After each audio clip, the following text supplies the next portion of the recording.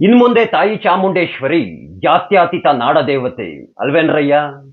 ಈ ಬುದ್ಧಿವಂತರಲ್ಲೇ ಅತಿ ಬುದ್ಧಿವಂತರು ಅಂತ ಕರೆಸಿಕೊಳ್ಳುವಂತಹ ಬುದ್ಧಿಜೀವಿಗಳ, ಪ್ರಗತಿಪರರುಗಳ, ಸೋ ಕಾಲ್ಡ್ ನಕಲಿ ಸಾಹಿತಿಗಳ ತಾಯಿ ಚಾಮುಂಡೇಶ್ವರಿ ಜಾತ್ಯತೀತ ನಾಡದೇವತೆ ಅಂತ ಗುರುತಿಸಿಕೊಂಡ ಮೇಲೆ ಇನ್ಮುಂದೆ ಸರ್ಕಾರಿ ಶಾಲೆಗಳಲ್ಲಿ, ಎಲ್ಲ ಸರ್ಕಾರಿ ಕಚೇರಿಗಳಲ್ಲಿ, ನ್ಯಾಯಾಲಯಗಳಲ್ಲಿ ತಾಯಿ ಚಾಮುಂಡೇಶ್ವರಿಯ ಫೋಟೋವನ್ನ ಇಟ್ಟು ಪೂಜೆಯನ್ನ ಮಾಡೋದಕ್ಕೆ ಪ್ರಾರಂಭವನ್ನ ಮಾಡಿ.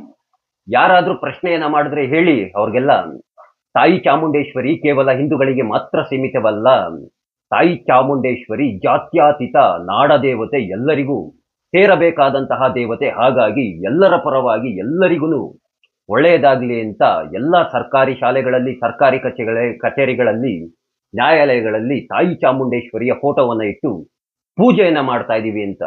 ಖತಮ್.